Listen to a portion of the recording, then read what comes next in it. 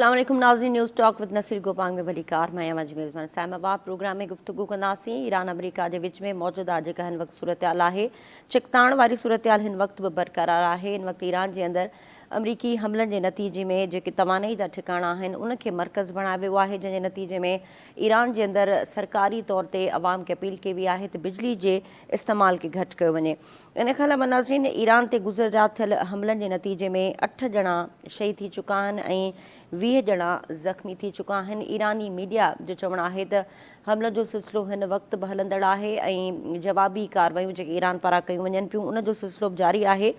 इब्राहिम अज़ीज़ी साहब जो चवणु आहे त ईरान में स्कूलनि, अस्पतालुनि ऐं रिहाइशी इलाइक़नि खे निशानो बणाइणु अमरीका जी मायूसी जो सबूत आहे। हिन वक़्तु ईरान जे अंदरि अमरीकी हमलनि जो सिलसिलो जारी आहे। इन मजमूई सूरत हाल ते गुफ़्तगू लाइ असांखे हिन वक़्तु जॉइन कयो आहे तेहरान खां तजज़िया निगार आहिनि मुर्तज़ा नगर साहब, उन्हनि सां गुफ़्तगू कयूं था। सर अस्सलाम वालेकुम। वालेकुम अस्सलाम। सर आपको वेलकम कहेंगे आज के शो में। ईरान के अंदर इस वक्त अमरीकी हमलों का सिलसिला भी जारी है। आप इस वक्त तेहरान में हैं, तो सबसे पहले हमें ओवरऑल सिचुएशन से आगाह कीजिएगा कि इस वक्त ईरान के अंदर जो हमले हुए हैं उसके नतीजे में कितना इंफ्रास्ट्रक्चर और ओवरऑल कितनी कैजुअलिटीज़ हुई हैं। बहुत शुक्रिया शामिल गुफ्तगू होने का मौका दिया। देखिए, ये बात तो रोज रोशन की तरह बिल्कुल साफ है कि जब भी कोई ताकत अपने मतलूबा मकासद अस्करी ताकतों के जरिए हासिल नहीं कर पाती है या मिलिटेंट जो ठिकाने हैं उनको जब तबाह नहीं कर पाती है तो फिर अपना गुस्सा वो अवामी इंफ्रास्ट्रक्चर पर निकालती है, जिसका सबूत जो है वो ईरान का जो जनूबी इलाका है वहाँ के कैंसर के हॉस्पिटल को टारगेट करना, दूसरा पुलों को टारगेट करना, साफ पानी के जो फिल्टर प्लांट्स हैं उनको टारगेट करना, ये में तो कोई शक ही नहीं है। अभी आप देखें पुलों को मारा गया, पुलों के ऊपर ट्रैफिक चल रहा था, 8 से ज्यादा लोग जो है वो शहीद हुए और कई जख्मी हुए, और फिर हॉस्पिटल के ऊपर हमले करना, और फिर आम लोग जो किश्तियां चलाते हैं साहिल समंदर के ऊपर, बोट्स जो होती हैं उन वो लोकल छोटी छोटी बोट्स के ऊपर हमला करना, उन्हें तबाह करना, और फिर धमकी देना कि हम जो है वो बिजली का जो इंफ्रास्ट्रक्चर है, तवानाई का जो इंफ्रास्ट्रक्चर है उसे तबाह कर देंगे। यानी अवाम का जो मामला है, अवाम से दुश्मनी। हालांकि आप अगर 6 महीने 5 महीने 6 महीने पीछे चले जाएं तो अमेरिका का नैरेटिव ये था, वेस्ट का नेटो का नैरेटिव ये था, ईरान चूंकि अपने लोगों पर जुल्म कर रहा है, ईरान का ये निज़ाम उनके खिलाफ है, उनके लोग चाहते हैं कि हम आज़ाद हों, अच्छी ज़िंदगी गुजारें, लिहाजा हम ईरान में इस रजीम को बदलने के लिए जा रहे हैं और लोगों को आज़ादी दिलाने के लिए जा रहे हैं और लोगों को उनकी बेहतर ज़िंदगी दिलाने के लिए जा रहे हैं। वो बेहतर ज़िंदगी आपने देखी पिछले 40 रोज़ा जंग के अंदर आम लोगों को मारा गया, तकरीबन 4000 से ज़्यादा आम लोग शहीद किए गए, सब बच्चे, खवातीन, मर्द वगैरह। और फिर उसके बाद अभी आप आ जाइए 15 दिन की जंग में 35-40 आम लोग शहीद कर दिए गए हैं। उसके अलावा मिलिट्री के जो लोग हैं उनको हटाइए, आम लोग तकरीबन 40 से ज्यादा आम लोग और तकरीबन 200-250 के करीब जख्मी कर दिए गए। और फिर आवाम जिनसे फायदा उठाती है, मीठे पानी का फौज से क्या ताल्लुक है मुझे बताइए, बिजली घर का फौज से क्या ताल्लुक है मुझे बताइए, इन चीजों को तबाह करना, पुलों का फौज से क्या ताल्लुक है, एक राब्ता पुल है एक शहर से दूसरे शहर का। तो ये अमेरिका, इसराइल और नेटो, इनकी ये मेंटेलिटी रही है, इन्होंने अपने मफादात के लिए कभी इंसान को इंसान ही नहीं समझा है। इनके मुल्क में कुत्ता हो तो वो टॉमी है, दूसरे के मुल्क में इंसान भी कुत्ते से बदतर है। इनका ये शुरू से वतीरा रहा है और वो उसी पे अमल कर रहे हैं।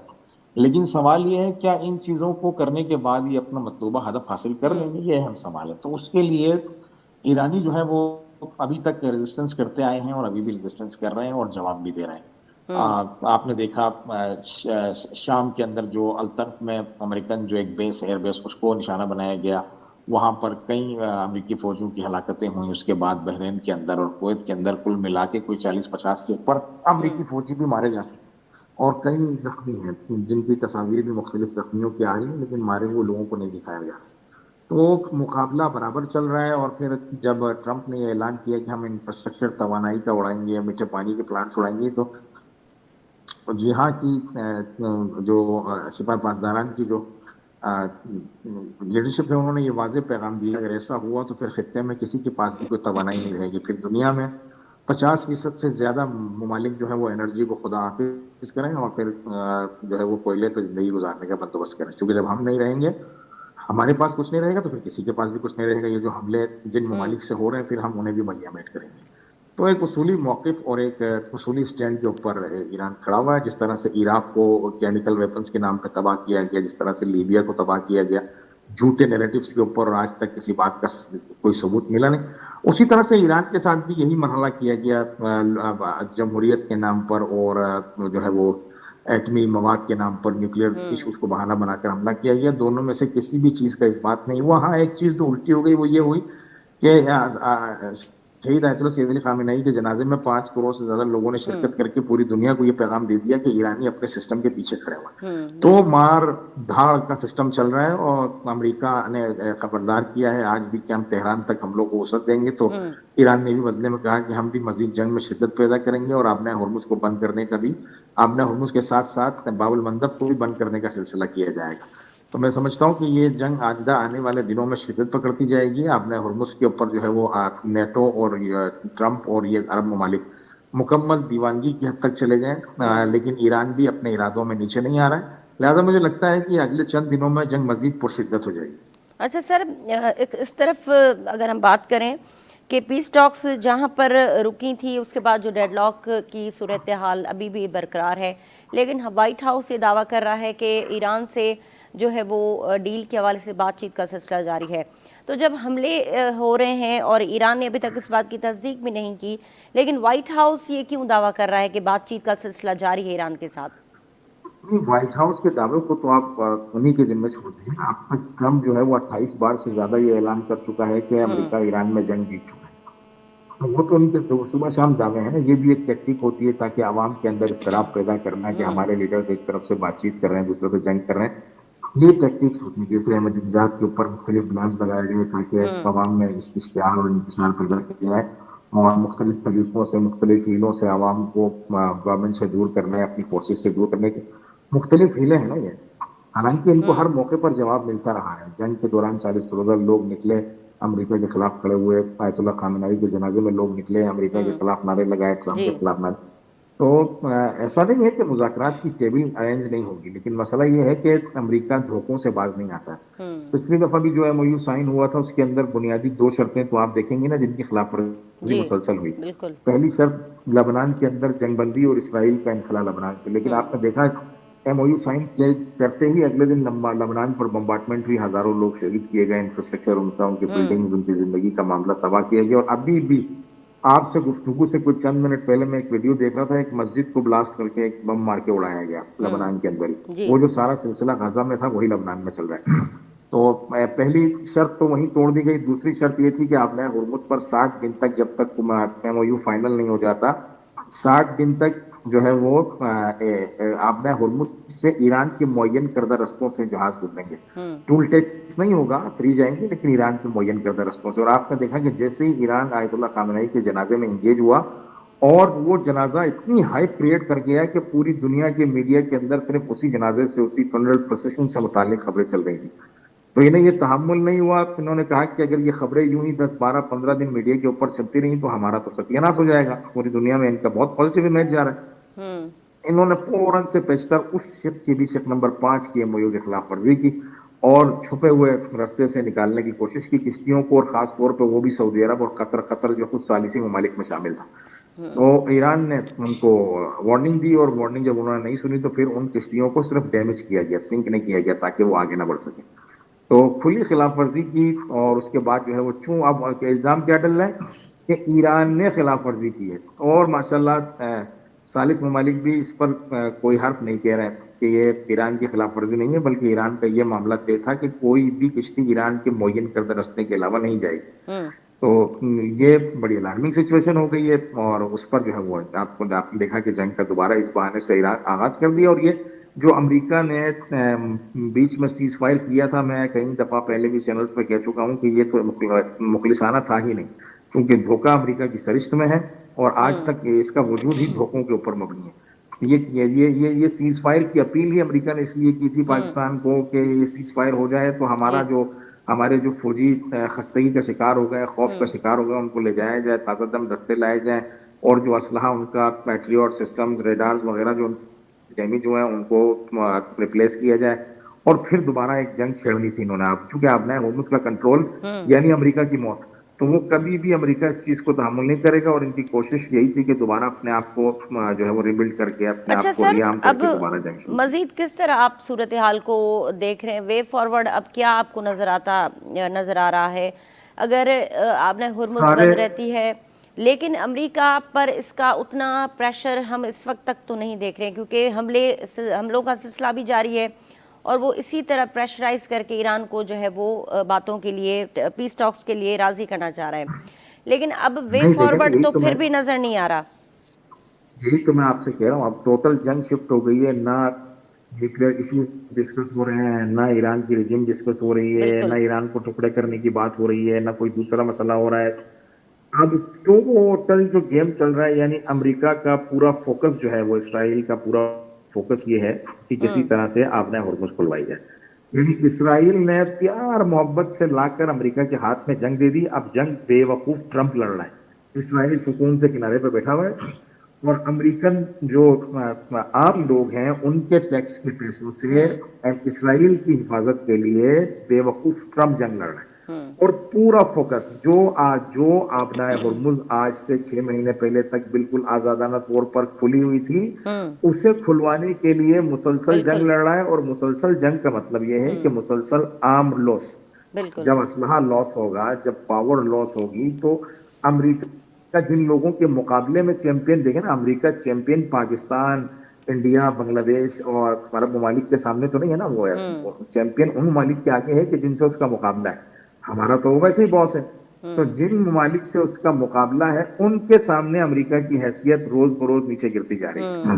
سمجھ رہے ہیں، عام ریس کے حوالے سے، اقتصادی حوالے سے روز بروز نیچے گرتی جا رہی ہے، چائنا کے سامنے، رشیا کے سامنے، دیگر بالکل۔ ممالک کے سامنے، اور یہ جنگ مزید کنٹینیو رہی تو مزید ضلالت کا شکار ہوں گے۔ تو یہ ساری جنگ شفٹ ہو گئی ہے آبنہ ہرمز پہ، اور امریکہ پورا کا پورا اس وقت مرکوز ہو گیا ہے آبنہ ہرمز کھلوانے کے اوپر، اور ایرانی بھی آبنہ ہرمز کو لے کر انتہائی حد تک جانے کے پروگرام میں ہے، کیونکہ ایرانیوں کو یہ بات معلوم ہے کہ کسی بھی طرح کی نئی ایم او یو سائن ہوگی تو امریکہ اس کی بھی خلاف ورزی کرے گا، نہ ان کے اثاثے چھوڑے گا منجمد، نہ باہر جو ان کے اثاثے پھنسے ہوئے ہیں ان کو اندر آنے دے گا، نہ ان امریکہ نے ڈیمیج کلیم دینا ہے۔ تو اب ایران کے پاس بھی اپنی حیات کو آگے بڑھانے کا جو واحد راستہ ہے وہ ہے آبنہ ہرمز۔ اگر ایران آبنہ ہرمز پر کنٹرول حاصل کر لیتا ہے اور وہاں پر ایک سیکیورٹی ٹیکس کا سسٹم بحال ہو جاتا ہے، تو لیکن سر کم از اس کم میں عمان کا کیا جو کردار ہے؟ ایران میں عمان کے کردار کے حوالے سے بھی بات کیجیے گا۔ عمان کیا اس وقت جو ہے ان کے ساتھ، ایران کے ساتھ بات بھی ہو رہی ہے اس سلسلے میں، کیا آپ سمجھ رہے ہیں کہ عمان مستقبل کے میں؟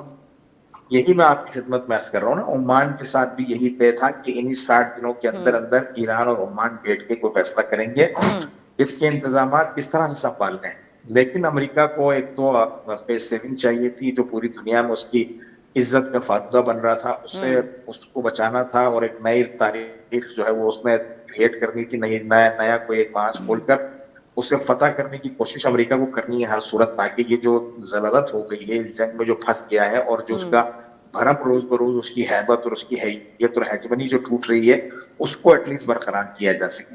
تو اس لیے اس کی کوشش یہ امریکہ کی کہ کسی نہ کسی طریقے سے ایران کے انفراسٹرکچر کو ڈیمیج کر کے کسی طرح بھی ایران کو مجبور کیا جائے کہ وہ آبنہ ہرمز کو کھول دے، لیکن سر اب ایرانی اس بات کو سمجھ چکے ہیں۔ ٹھیک ہے سر، مڈل ایسٹ کے حوالے سے آپ اس وقت کیا دیکھ رہے ہیں صورتحال؟ کیونکہ جوابی حملوں کا سلسلہ بھی جاری ہے، تو مڈل ایسٹ کیوں جو ہے وہ امریکہ کو اس پہ آمدہ اس وقت تک نہیں کر سکا کہ آبنہ ہرمز کی وجہ سے سب سے زیادہ جو سفر کر رہا ہے وہ مڈل ایسٹ کے ہی ممالک ہیں، اور وہ امریکہ کے اتحادی بھی ہیں، تو امریکہ کو کیوں اس وقت تک وہ جو ہے وہ اس سارے معاملے کے اندر وہ پریشر نہیں دے پائے؟ آپ کیا سمجھتے ہیں اس کے پیچھے کیا ایسے محرکات ہیں؟ کیا وہ امریکہ کے آگے یہ مطالبہ نہیں کر سکتے کہ ان کو وہ سیکیورٹی اور وہ سینس آف رسپانسبلٹی جو امریکہ کو ہونی چاہیے وہ نہیں ادا کر رہا؟ ٹھیک ہے نا، اس کے پیچھے آپ دو پاسبلٹیز کو لے لیجیے، دو احتمالات کو لے لیجیے۔ ایک تو یہ ہو سکتا ہے کہ عرب ممالک امریکہ سے بہت انتہائی زیادہ خوف کھاتے ہیں، کسی بھی معاملے میں کبھی ان کی زبان امریکہ کے آگے کھلی نہیں ہے۔ امریکہ سے ایک چھوٹا سا کام بھی انہوں نے لینا ہو تو 3-3 ہزار ارب ڈالر کا بزنس دیتے ہیں، 400-400 ملین ڈالر کے ان کو جہاز دیتے ہیں، 200-200 ملین ڈالرز کی کوشنر کو داماد کو امریکہ ٹرمپ کی رشوتیں دیتے ہیں تاکہ کوئی اپنی چھوٹی سی بات منوا سکے۔ تو ایک پاسبلٹی تو یہ ہے کہ امریکہ نے ان کو اتنا ڈرایا ہو کہ اگر تم نے یہاں پر ہمیں چھیڑنے کی کوشش کی اور ہمیں آزادانہ موومنٹ کی اجازت نہیں دی تو ہم تمہیں ہی ہٹ کریں گے اور تمہارا دیا پانچا ایک کر دیں گے، ہم ایران نہیں، ہم خود ماریں گے۔ دوسری پاسبلٹی یہ ہو سکتی ہے کہ ہم نے ہرمز کے معاملے کے اوپر عرب ممالک نہ چاہتے ہوں کہ ایران کو یہاں پر کوئی ایک اتھارٹی مل جائے اور ہم تمام زندگی ایران کے انڈر کنٹرول چلے، تو اس لیے عرب ممالک بھی کھل کر امریکہ کا ساتھ دے رہے ہوں کہ بھائی جو تمہارا دل چاہتا ہے ہمارے پورٹ سے کرو۔ لیکن یہ سیکنڈ والی جو پاسبلٹی ہے، احتمال یہ زیادہ ہے۔ اس کی وجہ یہ ہے کہ پچھلے دنوں امریکہ کو مخصوص اڈے الاٹ کیے سعودی عرب نے خانہ کعبہ سے 76 کلومیٹر کے فاصلے پر ہیں، تاکہ وہاں سے اس پورٹ کو استعمال، اس اڈے کو استعمال کر کے، اس ایئر بس کو استعمال کر کے امریکہ اپنا کام کر سکے۔ اور $2.5 ارب کے اسلحے کی ڈیل سائن کی گئی، جو کہ زبردستی کوئی نہیں تھا، نہیں بھی کرتے تو مسئلہ نہیں۔ تو یہ کچھ چیزیں بتاتی ہیں، کویت نے سائن کی، بحرین نے سائن کی، سعودی عرب نے سائن کی، پھر امارات کو جو ہے وہ اسلحہ ڈیلر کا اسٹیٹس بھی دے دیا گیا۔ تو یہ چیزیں بتاتی ہیں کہ اس جنگ میں یہ لوگ شامل ہیں باقاعدہ امریکہ کے ساتھ، کہ کسی بھی طرح سے ایران کمزور ہو تاکہ جو اسٹیٹس اس علاقے کے اندر ان لوگوں کو امریکی غلامی کا حاصل ہے وہ برقرار رہے۔ ٹھیک ہے۔ اچھا سر، اس کے علاوہ اب ہم اگر بات کر رہے ہیں پیس ٹاکس کے حوالے سے، تو جو ثالث ممالک ہیں جس میں قطر بھی تھا، پاکستان بھی تھا، لیکن قطر اب تو اس میڈیشن میں وہ کردار ادا نہیں کرے گا، تو کیا سمجھتے ہیں آپ دیگر جو سفارتکاری کے لحاظ سے ممالک اپنی کوششیں کر رہے تھے، اب کیا وہ بھی آگے اس معاملے سے دور ہو جائیں گے؟ اور کیونکہ امریکہ اور ایران دونوں اپنی طاقت کا مظاہرہ کر رہے ہیں، تو پھر ثالث ممالک کی آگے چل کے کیا حیثیت رہ جائے گی اس صورتحال میں، جب دونوں ممالک ایک دوسرے پہ حملہ جو کر بھی رہے ہیں اور پیس ٹاکس کے لیے وہ آگے بڑھ بھی نہیں رہے؟ نا یہ تو بہت پہلے یہ پریسیڈنٹ امریکہ نے سیٹ کر دیا، ایک دفعہ عمان کو ڈالا، اس سے مذاکرات کروائے، پھر عمان بیچارے کو درمیان میں ہینگ کر دیا گیا اور اس سے اعلانات کروا کے غافل گیر کر کے ایران کو پھر حملہ کیا گیا۔ پھر آپ نے دیکھا اس کے بعد سیکنڈ ٹاکس میں سارا معاملہ ہوا، جو ہے وہ سارا سلسلہ قریب تھا، پھر دوبارہ حملہ کیا گیا۔ تو امریکہ ہمیشہ پیس ٹاکس جو ہے وہ تب کرتا ہے جب وہ اندرونی طور پر کوئی نئی کہانی ڈالنے کی کوشش کر رہا ہوتا ہے، کوئی نئی واردات ڈالنے کی کوشش کر رہا ہوتا ہے، اور پیس ٹاکس میں ہمیشہ کمزور ممالک کو رکھتا ہے امریکہ، تاکہ کل جب پیس ٹاکس کو اس معاہدے کی، اس عہد کی شکنی بھی کرے، اس عہد کو توڑ بھی دے امریکہ، تو وہ ممالک کو امریکہ کو ڈکٹیٹ کرنے یا امریکہ کو جو ہے وہ تنبیہ کرنے کی پوزیشن میں نہ ہو۔ اور اسی طریقے سے آئندہ بھی اگر کوئی پیس ٹاکس ہوں گے اور اس طرح کے چھوٹے ممالک شامل ہوں گے، تھرڈ ورلڈ کنٹریز اگر گارنٹر بنیں گی، مثلا پاکستان، قطر یا کوئی بھی XYZ، انڈیا وغیرہ، تو وہ کبھی بھی یہ امریکہ کو جسارت سے نہیں روک سکتی ہے، تاکہ کوئی بڑا ملک، کوئی ذمہ دار ملک جس کے پاس امریکہ کے اثاثے ہوں، جو امریکہ کو منہ دے کر بات کر سکتا ہو، چائنا، رشیا وغیرہ، یا یورپین یونین، یا مثلا اس طرح کے دیگر ممالک، تب تک یہ مذاکرات ایک امریکہ کی دکھتی ہوئی کمر کو سیدھا کرنے کا ایک سہارا تو ہو سکتے ہیں پھنسنے پر، لیکن کوئی فل فلیش نتیجہ اس سے نہیں ملے گا، اور یہ ایران بھی جانتا ہے۔ اسی لیے ایران سمجھتا ہے کہ ہم لڑ کے جو حصہ امریکہ سے لے سکتے ہیں وہ بات چیت کے ذریعے پاسبل نہیں ہے، تجربات کے ذریعے، اس لیے وہ لڑ بھی رہے ہیں، امریکہ کو جواب بھی دے رہے ہیں، اور اس طرف سے ڈپلومیسی کا دروازہ بھی انہوں نے کھول کے رکھا ہے۔ اگر آگے ڈپلومیسی کا سلسلہ چل پڑا تو ڈپلومیسی کریں گے، نہیں تو لڑ کے جواب دیں گے۔ تو امریکہ بہرحال اس بات کو ذہن نشین کر لینا چاہیے پوری دنیا کو کہ امریکہ کی ایک چیخنے کی مسلسل تاریخ ہے، صرف پاکستان کے ساتھ، ایران کے ساتھ یا دیگر ممالک کے ساتھ نہیں، بلکہ خود یورپین جو کنٹریز ہیں ان کے ساتھ بھی امریکہ کی عہد شکنی کی تاریخ ہے۔ تو اس چیز کو دیکھتے ہوئے میں سمجھتا ہوں کہ ایران رزسٹ کرے گا اپنی آخری حد تک، اپنے ہرمز کو نہیں چھوڑے گا، اور امریکہ کو مجبور کرے گا کہ وہ یا تو اس خطے سے نکل جائے یا ایران کی شرائط کو مانے۔ ٹھیک ہے مرتضیٰ نگر صاحب، بہت شکریہ، آپ نے وقت دیا۔ ناظرین، مرتضیٰ نگر صاحب جی گفتگو تمام بدھی ان وقت ایران جے اندر جی جگہ صورتحال ہوئی ان حوالے سے انہوں نے تفصیلی ॻाल्हि ॿोल कई۔ हिते प्रोग्राम में मुख़्तसिर ब्रेक जो वक़्तु थियो आहे, ब्रेक खां पोइ गुफ़्तगू कंदासीं मुल्क में पेट्रोलियम शयुनि जे हवाले सां प्राइस वधण जो इम्कान आहे, ऐं हिन वक़्तु जेका मौजूदा सूरतहाल आहे मुल्क में पेट्रोल जी जेका खपत आहे उहा केतिरी आहे, ऐं मुल्क में केतिरा जेको रिज़र्व्स रहियल आहिनि उन हवाले सां ऑयल कंपनीज़ पारां फेडरल गवर्नमेंट खां इन सूरतहाल ते नोटिस वठण जो मुतालबो कयो वियो आहे। इन ते गुफ़्तगू कंदासीं, असां सां गॾु रहिजो।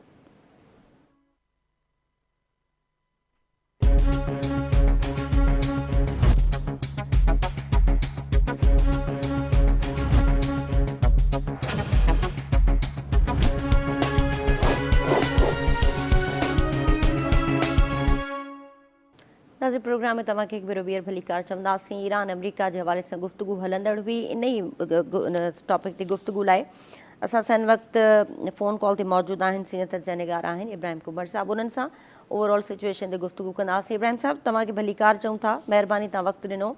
हिन वक़्तु ईरान ऐं अमेरिका जे विच में MOU खां पोइ जेका चकताण वारी सूरत हाल आहे, हमलनि जो सिलसिलो बि जारी आहे, तव्हां कीअं था सम्झो त हिन वक़्तु ॻाल्हियुनि जो जेको मुस्तक़बिल आहे उहो कीअं पिया ॾिसो, ऐं गॾोगॾु इहो ॿुधाइजो त छा हिन जंग में वधीक तव्हांखे तेज़ी अचण जी उमेदु आहे, या तव्हांखे लॻे थो त आबनाए हुरमुज़ ऐं बाबुल मंदाब जे बंदि थियण खां पोइ ॿिन्ही धुरियुनि ते ग्लोबली एतिरो प्रेशर ईंदो जो ॿई पीस टॉक्स ते अॻिते वधंदियूं?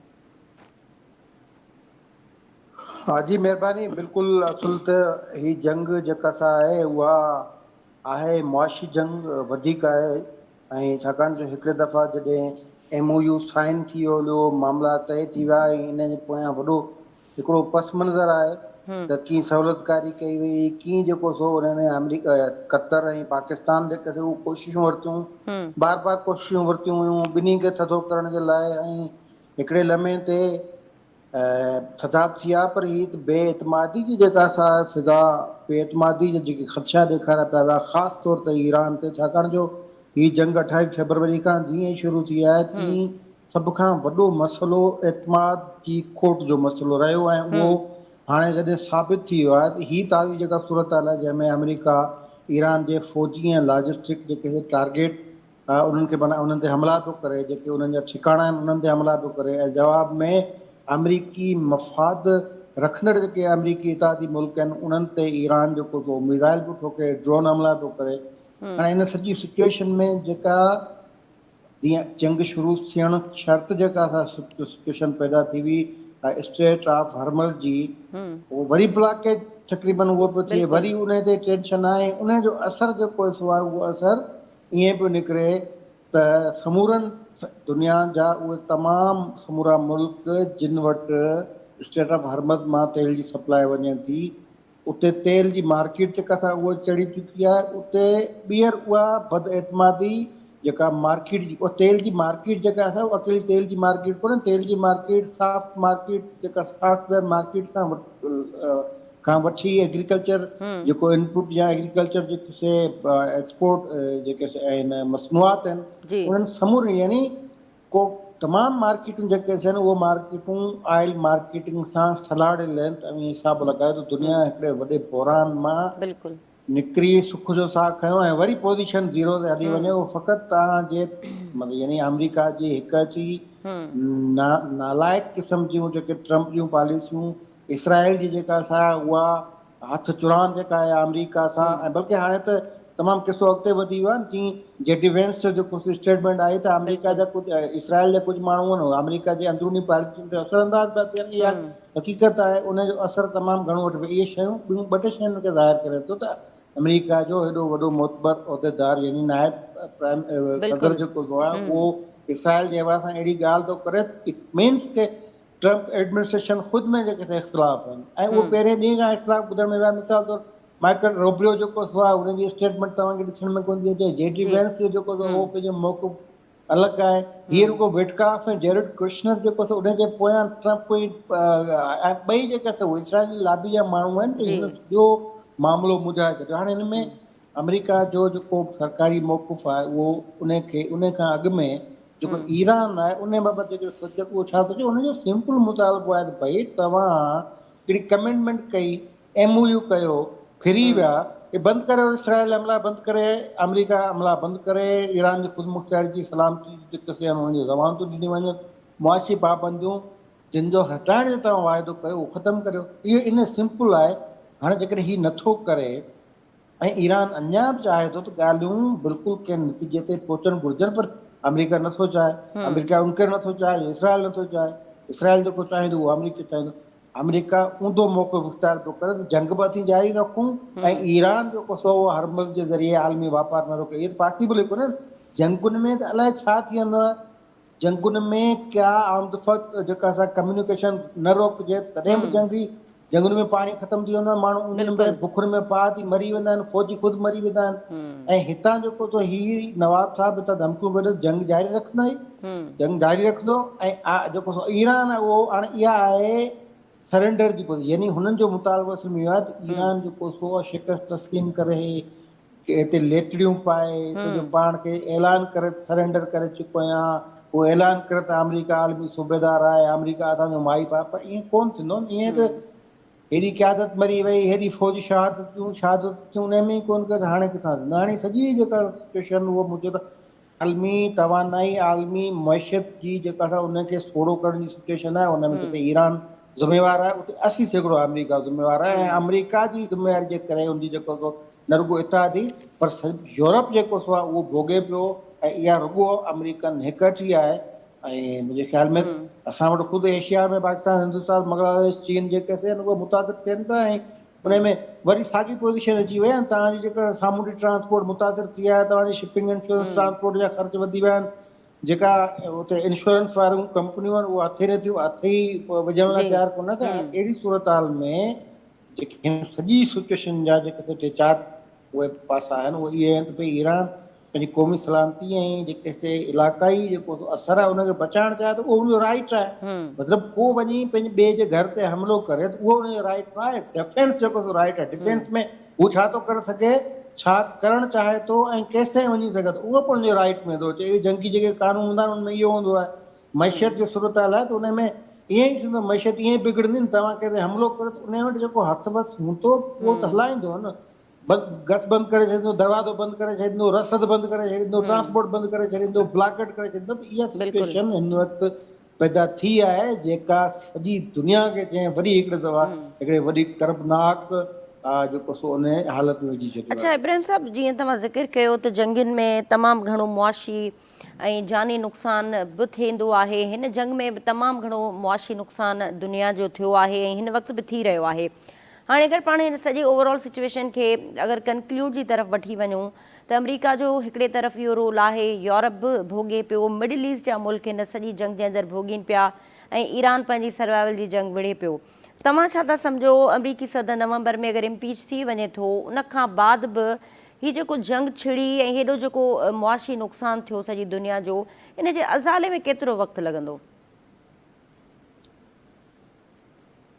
ॾिसो, असां इहा ॻाल्हि जंग जे शुरू थियण वारनि हफ़्तनि में कई हुई ऐं तॾहिं कयोसीं। इहा 28 फरवरी जी ॻाल्हि आहे त मुंहिंजे ख़्याल में मूंखे यादि आहे मिड मार्च या मार्च जे आख़िर में जॾहिं जंग उरू थिए तॾहिं पाण ॻाल्हि कयोसीं। जेकॾहिं फुली ऑपरेट थी वञे strait of Hormuz, market fully operate थी वञे, तॾहिं बि माना इहा त 1.5 महीने जी जंग या महीने जी जंग जी ॻाल्हि। हाणे त उनखे हिकिड़ो वॾो अरसो थी वियो आहे, हाणे त 5-6 महीना थी विया आहिनि। त तॾहिं बि 1 महीने जी जंग में बि शयूं रिवर्स थी वरी नए सिर सां। पहिरीं ॻाल्हि त जॾहिं बि जंग थींदी आहे न, किथे बि थी, उहो जंग 3 ॾींहंनि जी हुजे, हफ़्ते जी हुजे, उन खां पोइ सिचुएशन मतिलबु उन बिल्कुलु उन ई स्ट्रीम लाइन ते कॾहिं कोन आहे। दुनिया में किथे बि न आहे थो, 2 ॾींहंनि जी जंग हुजे या 17 ॾींहंनि जी जंग हुजे, सिचुएशन वरी वापसि ओड़ी न आहे थी सघी, कॾहिं बि न आहे थी सघी। ॿी ॻाल्हि इहा, जंहिं मार्केट सां या जिन मुल्कनि सां समूरी दुनिया कंहिं न कंहिं रीति कनेक्टेड हुजे, उन्हनि मुल्कनि जी जॾहिं आलमी मैशियत डिस्टर्ब थी वञे, आलमी मार्केट डिस्टर्ब थी वञे, त उनखे त आउं सम्झां थो त घटि में घटि 4-5 साल लॻंदा। ॿी ॻाल्हि इहा आहे त जिन मुल्कनि जो नुक़सानु थियो आहे उन में ईरान बि आहे, उन में जेके तव्हांजा ही अरब मुल्क GCC वारा जेके आहिनि, बहरीन आहे, कतर आहे, कुवैत आहे, सऊदी अरब आहे, हाणे इन्हनि जो जेको इंफ्रास्ट्रक्चरल नुक़सानु थियो आहे, इहो इंफ्रास्ट्रक्चरल नुक़सानु मिसाल तौर उते जेके LNG प्लांट तबाह थिया आहिनि, उते जेके पेट्रोल जेके रिफाइनरियूं तबाह थियूं आहिनि, त उन्हनि में खे त सालनि जा साल लॻंदा आहिनि। उन्हनि जूं जेके इमारतूं तबाह थिया आहिनि, उन्हनि जा जेके एयरपोर्ट तबाह थियनि, त राति पेट में महीने में बि कोन ठहंदा आहिनि, उन्हनि खे सालनि जा साल लॻंदा। पर हा, उन खां पोइ वरी जेका एतमाद साज़ी आहे उनखे अञा वधीक अरसो लॻंदो। ख़ौफ़ जेको सो आहे, ऐं उतां जेके माण्हू, जेका मार्केट उतां थिड़ी वई आहे, ख़ासि तौर ते ही तव्हांजा अरब मुल्क आहिनि, इन्हनि मां जेका सऊदी अरब, UAE मां, बहरीन मां, कतर मां, इन्हनि मां जेका कैपिटल हलियो वियो आहे, जेको वर्क फोर्स हलियो वियो आहे, उनखे तव्हां आणींदे तव्हांखे साल लॻंदा। त आउं सम्झां थो कि तमामु वॾो अरसो दरकार आहे, घटि में घटि जेकॾहिं मूंखां केरु पुछे त चवंदो जीअं घटि में घटि करे सभु शयूं नॉर्मल थी वञनि ऐं सभु कुझु बहाल थी वञे, पोइ बि हिननि खे 3-3.5 साल लॻंदा। ठीकु आहे। अच्छा इब्राहिम साहब, हाणे थोरो गुफ़्तगू करे वठूं था पाकिस्तान जे ई कॉन्टेक्स्ट में, छो त आलमी मंज़रनामे सां ई जुड़ियल सॼी सूरत आहे ऐं मुआशी इक़्तिसादी तौर ते सॼी दुनिया हिन वक़्तु भोॻे पई, जंहिंमें पाकिस्तान बि उनजो मुतासिर मुल्क आहे। हिन वक़्तु पाकिस्तान जे अंदरि पेट्रोलियम शयुनि जी क़ीमतुनि में वरी वाध जो बि इम्कानु आहे ऐं ॿुधाए पियो वञे त जेके ऑयल कंपनीज़ आहिनि उन्हनि जो चवणु त मुल्क में सिर्फ़ु 15 ॾींहंनि जो ऑयल रिज़र्व्स मौजूदु आहे। इन में फ़ौरी तौर ते वफ़ाक़ी हुकूमत खे उन्हनि मुतालबो कयो आहे त इन में फ़ौरी मुदाख़लत कयो। इन खां अलावा पाकिस्तान में अगरि पाण ॻाल्हि कयूं त हिकु तरफ़ तवानाई जो बहिरान पूरी दुनिया उनखे ॾिसे बि पई ऐं पूरी दुनिया में ज़ाहिर आहे इहो सभु शयूं गॾोगॾु हलंदड़ आहिनि।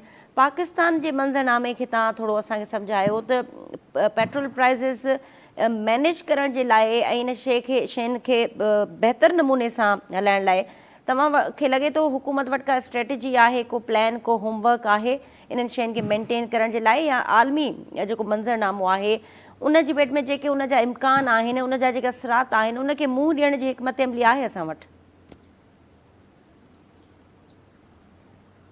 ॾिसो, हिकिड़ी ॻाल्हि, पहिरीं ॻाल्हि इहा आहे त पाकिस्तान कॾहिं बि जेको सो उहो जेके साना थींदा आहिनि न उन मां कॾहिं बि सिखण लाइ पाकिस्तान तयारु ई कोन्हे। हीअ रुॻो पाण रुॻो ॻाल्हि इहा कोन्हे त हीअ जेके मार्केट कंपनियूं आहिनि या जेके उहे इहे चवनि पियूं त पेट्रोल जा जेके ज़ख़ीरा आहिनि उहे ज़ख़ीरा रुॻो 15 ॾींहंनि जा पचाइनि, यानी 15 ॾींहंनि जी ज़रूरत। दुनिया जा केतिरा ई मुल्क आहिनि ऐं उन्हनि मुल्कनि में 3 महीननि 4 महीननि 6 महीननि जो स्टॉक पियल हूंदो आहे। हीउ पाकिस्तान में पेट्रोल जी खोट जो मसइलो न आहे, असुल में त मसइलो उन्हनि समूरनि पॉलिसियुनि जी नाकामी जो मसइलो आहे। उन्हनि में जेको आहे तवानाई पॉलिसी बि आहे तव्हांजी, त पाकिस्तान जी का बि पॉलिसी उहा कंहिं बि बहिरान जे इम्कान खे अॻु में नज़र में रखी उन खे रिव्यू नथो कयो वञे ऐं बहिरान खां निकिरण खां पोइ बि उनखे रिव्यू नथो कयो वञे। उन जे करे ही सिचुएशन पैदा थी आहे। पाकिस्तान में जेको स्टॉक आहे उहो अञा बि जेको हिननि जो कानून आहे, मार्केटिंग कंपनियुनि जे हवाले सां जेको कानून आहे, या जेके ज़ख़ीरा रखणा आहिनि उहे 20 या 21 ॾींहंनि जा ज़ख़ीरा।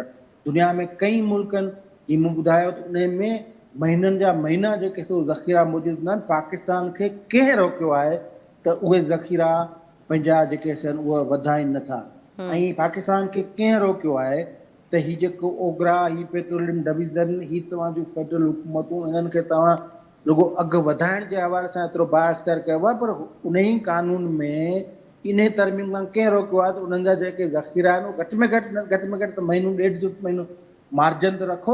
जेकॾहिं का बि अहिड़ी सिचुएशन पैदा थिए, माना हाणे ईअं त कोन्हे न तव्हांखे सिचुएशन हिकु जहिड़ी हूंदी, तव्हांजा जेके पाकिस्तान झंडो लॻल जहाज़ आहिनि उन्हनि खे ईरान हर वक़्तु जेको थो ॾींदो, सिचुएशन अचानक बदिलजी सघे थी। त हाणे बदिलजी बि चुकी आहे। जेकॾहिं पाण चऊं त हाणे जेकॾहिं मसइला आया आहिनि उन में, ऐं उन खां पोइ मुल्क वटि जेके स्ट्रेटजिक पेट्रोलियम रिज़र्व उन्हनि जी सिचुएशन कहिड़ी आहे उहो केरु कुझु ॿुधाइण जे लाइ तयारु न आहे। त जनरल हिननि सिचुएशन जेके बहिराणी सूरत हाल हूंदी आहे उन में सॼो कमु हुकूमत खे तमामु इदारनि सां कोऑर्डिनेशन करे पोइ संभालणो पवंदो आहे। ऐं पर छाकाणि जो इहो पुराणी रीत रही आहे पाकिस्तान जी पॉलिसियुनि जे हवाले सां, अशराफिया हुकूमत जे हवाले सां, त हू हर बार जेको सो आहे उहो आवाम जो कुलनि ते विझण जे अच्छा लाइ इब्राहिम साहब, कोशिश कंदा आहिनि। ऐं बिल्कुलु पॉलिसीज़ जो फेलियर आहे, ऐं जीअं तव्हां बिल्कुलु दुरुस्त निशानदेही कई त हिन वक़्तु पाकिस्तान जे अंदरि न सिर्फ़ु तवानाई जो बहिरान आहे, पर तव्हां कंहिं बि सेक्टर खे खणो उते बहिरानी कैफ़ियत आहे। मुआशी तव्हांजा जेके अंग अखर आहिनि उहे डिक्लाइन में आहिनि। गुरबत खां हेठि जी लकीर त माण्हू ज़िंदगी गुज़ारे रहिया आहिनि। ऐं हिन वक़्तु अगरि ही इन्फ्लेशन वधे थी ऐं मुल्क जे अंदरि हीउ जेको मंज़रनामो इम्पैक्ट थिए थो आलमी, त उन सां वेतर जेका सूरत हाल ख़तरनाक थींदी। ऐं उनजे लाइ होमवर्क बि न आहे, का पॉलिसी हिन वक़्त ताईं त असांखे नज़र कोन थी अचे, सवाइ हिकिड़ी पॉलिसी त किफ़ायत शुआरी कयो। उहा किफ़ायत शुआरी सिर्फ़ु आम आवाम लाइ आहे। हुकूमती जेके इदारा आहिनि उन्हनि खे का बि ख़बर न आहे त किफ़ायत शुआरी जो मतिलबु छा हूंदो आहे। हाणे अॻिते वधूं था सर, अगरि अल्टरनेटिव एनर्जीज़ ते अगरि पाण डिस्कस कयूं बि त हिन वक़्तु मुल्क जे अंदरि अॼु ॻाल्हि जेका रिपोर्ट थी आहे उन में 2000 खां वधीक इलेक्ट्रिक गाॾियूं कराची पोर्ट ते पहुतियूं आहिनि।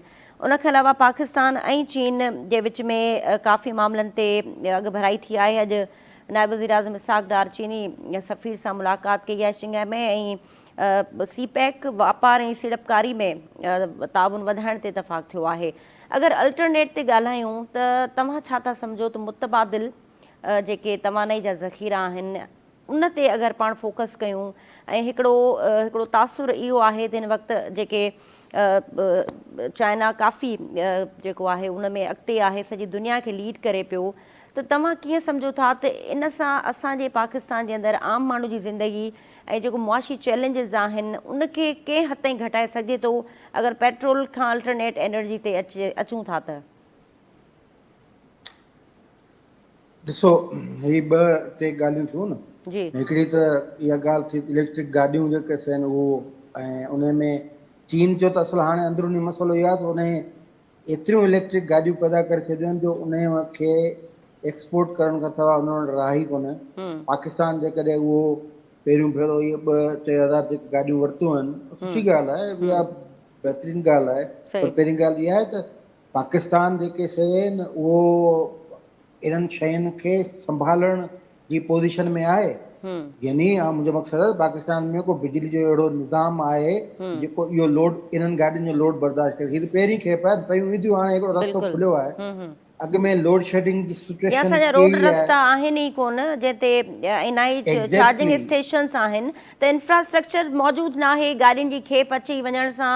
भई रोड रस्ते ते त गाॾी ईंदी जॾहिं बिजली वाफर मक़दार में हूंदी, उन्हनि जो ट्रांसमिशन जेको उहो सिस्टम ठीकु हूंदो। तव्हां वटि केतिरियूं चार्जिंग स्टेशन, माना सभई घर जे मेन स्विच जिते कुंडो लॻो पियो आहे उन कुंडे खे वापडा पकड़े नथी सघे, गैर कानूनी कुंडो लॻो पियो आहे, माना उन ते चार्ज थींदी, त उहो जेको बर्डन आहे उहो ऐं ॻाल्हि पाण पॉलिसियुनि जी ऐं मैकेनिज़म जी ऐं सिस्टम जी ॻाल्हि पिया कई त इहे गाॾियूं आयूं आहिनि ज़बरदस्त आहे, फर्स्ट क्लास, सभु ताड़ियूं वाह वाह थी वेली, पर हिननि जी जेका हालति आहे उन खां पोइ ॿियो त आहे न, हिन में जेके बैटरियूं लॻंदियूं इलेक्ट्रिक गाॾी में, उहो बैटरियुनि जी सनत जो पाकिस्तान में सिचुएशन छा आहे, केतिरा नौजवान आहिनि या उहा कहिड़ी इलेक्ट्रिक व्हीकल सिस्टम जे बैक में जेका सनत आहे ऐं उन में जेका अफ़राधी कुवत आहे उन लाइ केतिरा माण्हू आहिनि उन ट्रेनिंग में तयारु। ॻाल्हि इहा आहे ओचितो ओचितो तव्हां ज़मीन माना आसमान मां जेके फ़ैसिला लहनि था ओचितो इम्प्लीमेंट कयो था, ऐं उनजे इहो ईअं आहे तव्हां डैम ठाहे छॾियो था, पाणी तव्हां वटि आहे कोन, मतिलबु उहो तव्हांजो हिकिड़ो ख़र्चु अलॻि, ऐं उन खां पोइ जेका सिचुएशन पैदा थी कंट्रावर्सीज़ थियनि थियूं, इहा आहे इहो आहे हिन जो जवाबु इलेक्ट्रिक गाॾी जो। चीन वारो मुतबादिल, ॾिसो मुतबादिल सिस्टम बिल्कुलु आहिनि, मुतबादिल सिस्टम पाकिस्तान में मुतबादिल तवानाई ते थियनि पई।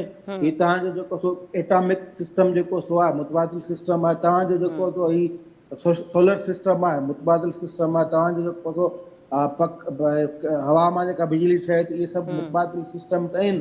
बिजली मां जेके तव्हां एॾो फ्यूल पैदा कयो था या एॾी तवानाई पैदा कयो, इहे सभु आहिनि, पर असल में असांजी सिचुएशन असीं पाण किथे बीठा आहियूं। असीं जेको पंहिंजी आबादी जे बम खे रोके नथा सघूं, असीं पंहिंजूं पॉलिसियूं सुधारे नथा सघूं, असीं हर माण्हू हिते पंहिंजे मफ़ाद इक़्तदार की उहा जंग पियो विढ़े। बाक़ी रही चीन जो सीपेक जे हवाले सां सीड़पकारी ताउन इहो ॻाल्हि इहा आहे त इहा ज़बरदस्त, इहे सभु सुठियूं शयूं आहिनि, पर इन चीन खे तव्हां हिसाबु लॻायो, इहो चीन सीपेक वारो 2015 खां वठी हेसि ताईं उनखे घणा 11 साल थिया, 11 सालनि में जेके रुॻो मुआहिदा आहिनि उन सां तरक़ी नथी अचे। उन्हनि सीपेक जो असांजो सिंध में सीपेक हिकिड़ो बि मोटरवे कोन ॾिनो आहे। सीपेक जे नाले ते सिंध में कहिड़ो मोटरवे ठहियो आहे, त मतिलबु असांखे कहिड़ो फ़ाइदो आहे? उन खां पोइ जेकॾहिं जेके अवां इक़्तिसादी ज़ोन था चओ, इलाइक़ा था चओ, किथे ठहिया आहिनि, कंहिंखे ॾेखारे त सही, रुॻो केॾीमहिल प्रेस कॉन्फ्रेंसूं बि थियनि, केॾीमहिल सीड़पकारी जा नारा पिया थियनि। ॻाल्हि इहा आहे त का बि इन्वेस्टमेंट, को बि इंटरनेशनल एग्रीमेंट, को बि सीपेक टाइप जेको मैकेनिज़म, को बि उहो तेसि ताईं रुॻो हवाउनि में आहे, ख़बरुनि में आहे, कागज़नि में आहे, कामोरनि जे मुंहं में आहे, वज़ीरनि जी प्रेस कॉन्फ्रेंस में आहे, जेसि ताईं उन जो मुसबत असर अवाम ते नथो थिए, अवाम जी ज़िंदगी जा मामूल तब्दील नथा थियनि, उन्हनि जी ऊंदाही ज़िंदगी में रोशनी जेसी नथी अचे, तेसि ताईं इहे सभु ईअं ई आहिनि, फुज़ूल आहिनि। मूंखे नथो लॻे त उन करे इहे दौरा बोरा ठीकु आहिनि, इहे हलंदा रहंदा। असुल में हुननि खे पंहिंजूं ॾियारियूं ख़रीद करणियूं आहिनि। इन्हनि जे पोयां बि सम्झां थो मक़सदु ॿिया हूंदा आहिनि। इन्हनि जे पोयां बि तमामु घणा ॿुधा मक़सदु हूंदा आहिनि जिनजी ख़बर आवाम खे बिल्कुलु ईअं कोन पवंदी आहे सही। जीअं आवाम खे कंहिं बि वॾे प्रोजेक्ट मां फ़ाइदो कोन मिलंदो आहे। ठीकु आहे इब्राहिम कुमार साहब, वॾी महिरबानी, तव्हां ओवरऑल तजियो ॾिनो ऐं हिन वक़्तु जेका मुआशी सूरत हाल आहे उन हवाले सां पंहिंजे ख़्यालनि जो इज़हार कयो। नाज़रीन, गुफ़्तगू तव्हां ॿुधी, प्रोग्राम जो वक़्तु पंहिंजी पुॼाणे ते पहुतो। ॾींदा इजाज़त, अल्लाह हाफ़िज़।